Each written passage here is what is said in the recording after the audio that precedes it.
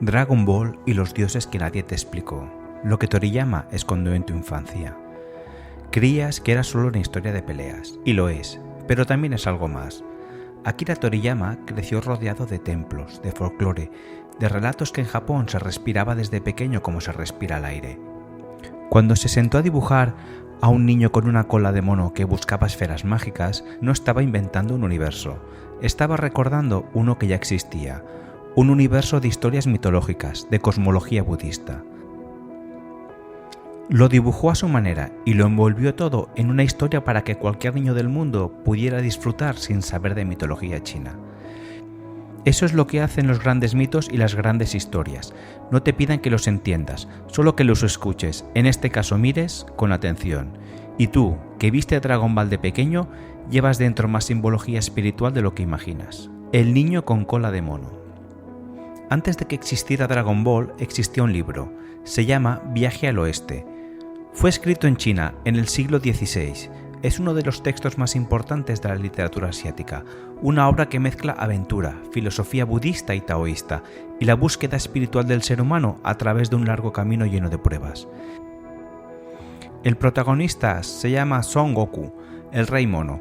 Nació de una roca, tiene una fuerza sobrehumana, porta un bastón mágico que puede cambiar de tamaño a voluntad, viaja sobre una nube y posee un espíritu tan salvaje e indomable que incluso los dioses del cielo temblaron ante él antes de que encontrara su camino. ¿Te suena a alguien? Toriyama no ocultó la influencia. No te lo contó, pero estaba ahí para el que sabía descubrirla. La nube Quinton es la nube de Son Goku. El bastón Noibo es su bastón. La cola, el origen misterioso, la energía rebelde que no entiende de límites, la risa ante el peligro. Son el mismo arquetipo disfrazado de niño Saiyan. Y el propio nombre lo confirma. Son Goku es la pronunciación japonesa de Sun Wukong. Es homenaje directo, sin disimulo. Toriyama levantó uno de los grandes héroes espirituales de Asia y lo trajo al manga, para que una nueva generación lo llevara en el corazón sin necesidad de haber leído ni una sola palabra del clásico. Goku no nació como Super Saiyan, nació como un dios mono, y los dioses mono en la tradición asiática son figuras de transformación, de ruptura de límites, de búsqueda incesante del camino. Los compañeros de la primera aventura, un grupo que ya existía. Y si Goku es Sun Wukong, sus compañeros de su primera aventura tampoco son una coincidencia. Hablamos de la primera aventura de Son Goku junto a Bulma para buscar las bolas de dragón. En el viaje al oeste, el rey mono no viaja solo. Lo acompaña un grupo de personajes que representan arquetipos. Un monje budista que es el centro espiritual del grupo, pero que no tiene fuerza de combate. Un cerdo glotón, perezoso y lujurioso que se une al viaje con pocas ganas. Un guerrero oscuro y callado que hace lo que hay que hacer sin presumir de ello. Bulma, Oolong y Yamcha. Toriyama no los inventó, ya existían en la historia original y los rescató. Bulma es Tang Sazang, el monje del texto original, el que inicia el viaje y marca la dirección, aunque no sea el más fuerte.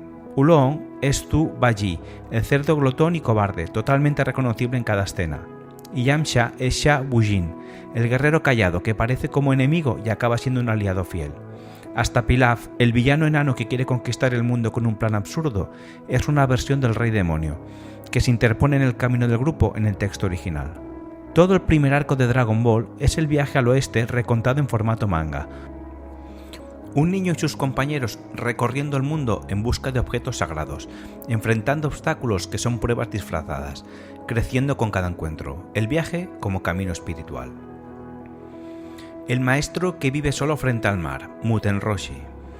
Hay un maestro que vive en una isla tan pequeña que apenas cabe una casa. No recibe visitas, no busca alumnos, no anuncia que sabe lo que sabe. Cuando Goku llega hasta él, lo primero que hace es mandarlo a buscar una novia. Solo después de eso empieza a enseñarle. Muten Roshi, el maestro tortuga. La tortuga, en la tradición japonesa, no es un animal cualquiera. Es símbolo de longevidad, de paciencia que trasciende el tiempo ordinario, de la sabiduría que no necesita moverse rápido, porque lleva siglos acumulando lo que sabe. Y el modelo del anciano excéntrico, que oculta una sabiduría inmensa bajo una apariencia ridícula, es uno de los arquetipos más universales de la espiritualidad oriental. El maestro zen, que responde a preguntas profundas con absurdos aparentes. El sabio taoísta, que aparece un borracho de taberna. El asceta budista, cuya vida exterior es tan simple que nadie sospecharía lo que habita dentro de él. Muten Roshi finge ser un viejo verde que colecciona revistas y que no puede con su alma, que realmente lo es, pero cuando llega el momento real es el único que no huye. Esa no es una contradicción, es la enseñanza. El poder verdadero no necesita anunciarse, solo aparece cuando hace falta. Krilin, el monje de la cabeza rapada y los 6 puntos. Krilin llega a la isla del maestro Muten Roshi con la cabeza rapada y 6 puntos tatuados en la frente, dispuestos en 2 filas de 3. La mayoría de los espectadores lo vieron como un detalle visual, una marca que lo distinguía del resto, pero no era un detalle visual. Esos 6 puntos son las marcas de quemadura que los monjes del templo Shaolin se hacen en la coronilla con varillas de incienso encendido durante la ceremonia de ordenación. Es una práctica real que existe desde hace siglos en el budismo Chan chino, el mismo linaje que derivó el Zen japonés. Las marcas son permanentes, indican que el monje ha tomado los votos, que ha atravesado el umbral de la vida ordinaria y ha entrado en el camino del practicante formal. Krilin no solo es un alumno más de Muten Roshi, que se entrena junto a Goku, es un monje ordenado que dejó su templo para buscar un maestro más exigente, porque el que tenía ya no le bastaba. Llegó compitiendo con Goku, buscando superar al mejor, y acabó siendo su más fiel amigo durante toda la saga. La tradición Shaolin mezcla artes marciales y práctica espiritual de forma inseparable. El cuerpo se entrena y el espíritu que se cultiva son el mismo trabajo. En las artes marciales esto se conoce como Bumon Shumon. Krilin lo lleva escrito en la frente desde el primer episodio en que aparece, literalmente. La torre que no tiene fin. Existe un momento en Dragon Ball donde Goku decide escalar una torre. Quiere ser el más fuerte, pero esa torre no es una torre normal. Esta se pierde en las nubes, que ningún humano ordinario haya podido escalar jamás, que parece no tener cima, y Goku sube durante días sin parar. Esta imagen existe en prácticamente todas las tradiciones espirituales del mundo bajo distintas formas. El árbol de Yggdrasil, de la mitología nórdica, que conecta los 9 mundos. El árbol cósmico del chamanismo siberiano, que el chamán escala en trance para llegar al mundo superior. El monte Meru, de la cosmología hindú y budista, el eje alrededor del cual gira el universo. La escalera de Jacob en el texto hebreo, que une la tierra con el cielo. En todas partes la misma imagen. Hay un eje que conecta lo de abajo con lo de arriba. Y solo el que tiene suficiente determinación y pureza puede recorrerlo hasta el final. Pero antes de llegar a la torre, Goku tiene que pasar por el territorio de Bora, un guerrero indígena que vive al pie de ella y que la protege de cualquiera que se acerque con malas intenciones. Bora es el guardián del umbral, la figura que en todas las tradiciones existe justo antes del acceso al lugar sagrado. No se puede llegar al eje del mundo sin pasar primero por el que custodia su entrada. Y rondando ese mismo territorio está el ejército Red Ribbon, una organización militar que lleva meses rastreando las esferas de dragón, con recursos inmensos, tecnología punta y miles de soldados. Su líder, Commander Red, ha movido cielo y tierra para reunir los 7 objetos sagrados más poderosos del universo. Y cuando llega el momento de pedir el deseo al dragón, resulta que lo único que quiere es ser más alto. Toriyama no necesita explicar la lección, está dibujada. Reunir los 7 objetos sagrados del cosmos para un deseo ridículo del ego es exactamente la parábola que el budismo lleva siglos contando sobre el sufrimiento que generan los deseos nacidos de la vanidad. Y el asesino más letal que contrata Red para su misión se llama Tao Pai Pai, literalmente una referencia al taoísmo, la filosofía de la fluidez y la no acción. El asesino sin escrúpulos que lleva el nombre de la tradición más pacífica de Oriente. Toriyama tenía sentido del humor. En la cima de la torre vive un gato viejo, Karin, un maestro que lleva siglos ahí arriba, que tiene el agua ultradivina, que sabe más de lo que dice y que enseña menos de lo que podría enseñar, porque la enseñanza real no está en lo que te dan, sino en lo que descubres mientras lo persigues. El gato silencioso en la cima del eje del mundo. No hay imagen más taoísta que esa en todo el manga. El agua ultradivina, la prueba que te mata o te transforma. El agua ultradivina es veneno. Si tu cuerpo y tu mente no están preparados, te mata. Si lo están, desbloquean un potencial que no sabías que tenías. No hay término medio. Esta es la estructura de todas las pruebas iniciáticas reales.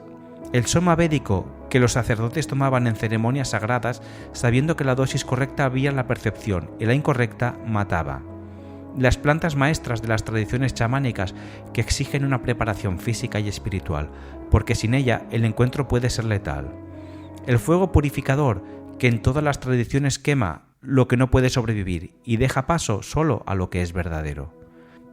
Toriyama no llamó a eso iniciación, lo llamó agua ultradivina y lo dibujó en una jarra, pero la estructura es la misma que han usado los sistemas de transmisión espiritual más antiguos del mundo.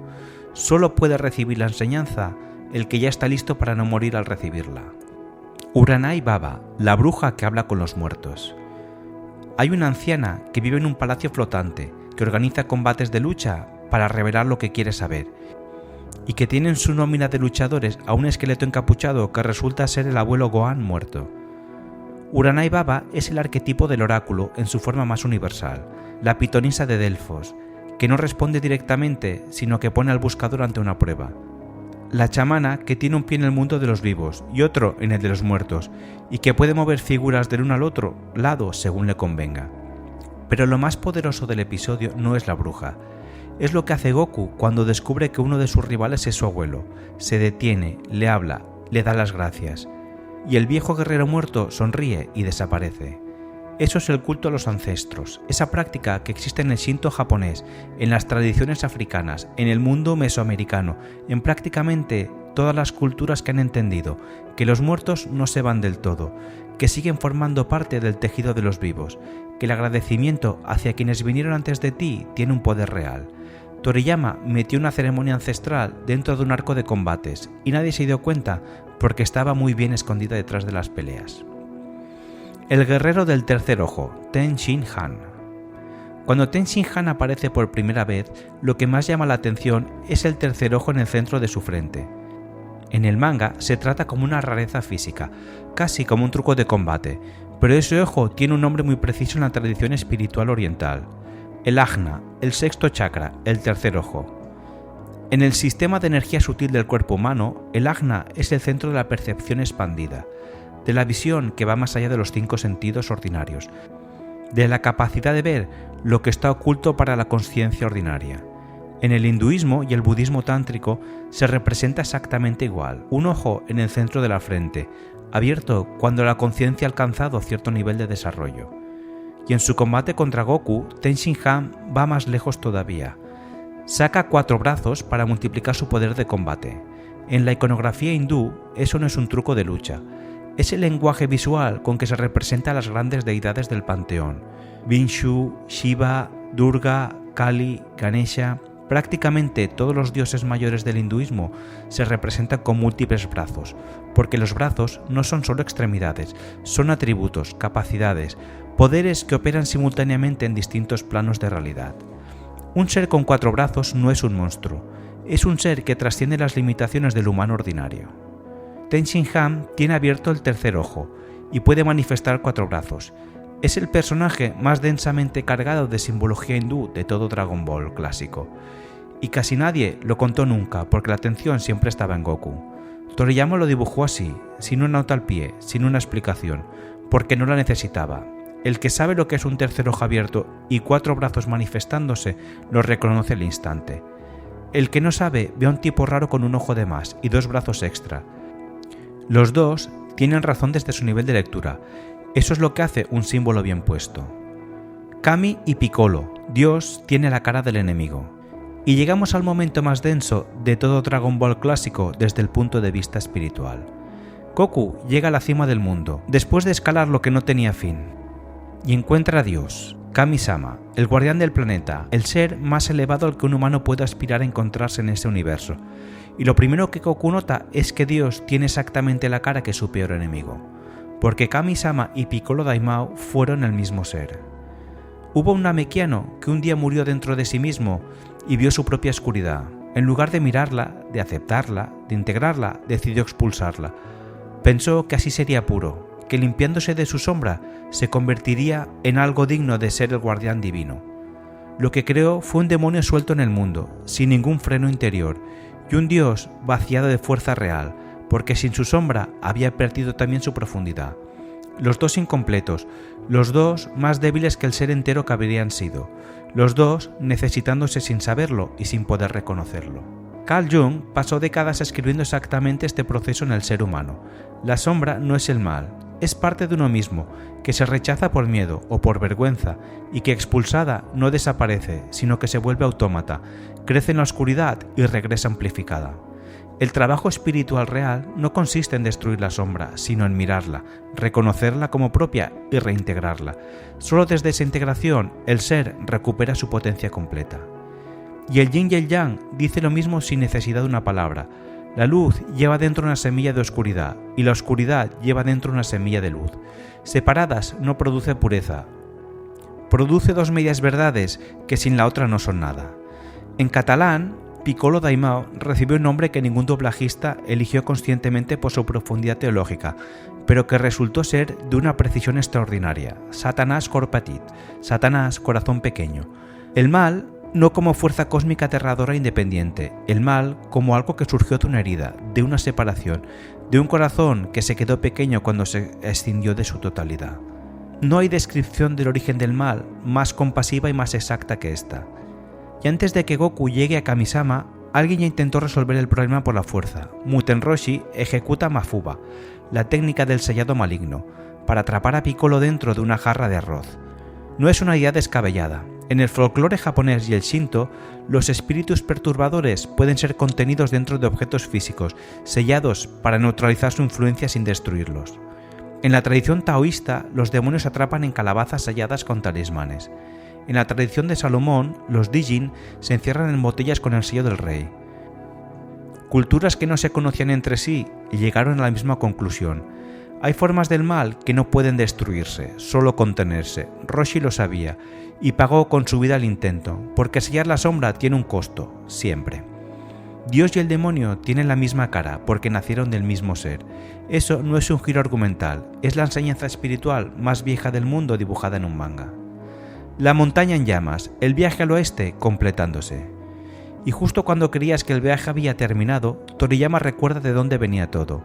Goku ya es mayor, va a buscar a Chi-Chi, la chica que le prometió una boda de niño, sin entender del todo lo que le prometía.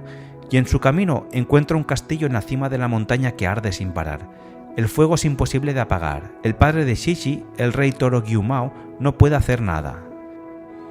Este episodio está en el viaje al oeste palabra por palabra. Se llama La montaña en llamas. Sun Wukong necesita el abanico de hoja de plátano para apagarla, un objeto mágico que solo tiene la princesa Hierro de Abanico. Y el marido de esta princesa, el padre de su hijo, es el rey demonio Toro. Toriyama cogió ese capítulo entero, lo trasladó al manga y cambió solo los nombres. El texto que abrió este viaje cierra también su último capítulo. No es una casualidad, es la firma del narrador que sabe lo que está haciendo. Dragon Ball empezó siendo el viaje al oeste y terminó siéndolo, con el mismo fuego imposible, el mismo rey toro y el mismo héroe que llegan justo a tiempo. Los grandes mitos no mueren, se transforman, se ponen el traje de cada época y siguen contando lo mismo porque lo que cuentan no tiene fecha de caducidad. Dragon Ball es una historia de peleas y también es el viaje al oeste recontado para una nueva generación. Y también es cosmología budística, y también es Jung, y también es Shinto, y también es la pregunta que todas las tradiciones han hecho siempre. ¿Qué ocurre cuando un ser decide mirar su propia oscuridad en lugar de expulsarla? Todo estaba ahí, en cada episodio, desde el primer capítulo. En la segunda parte entraremos en Dragon Ball Z, donde Goku muere por primera vez, y el más allá budista se despliega ante nosotros con una precisión que nadie nos había advertido.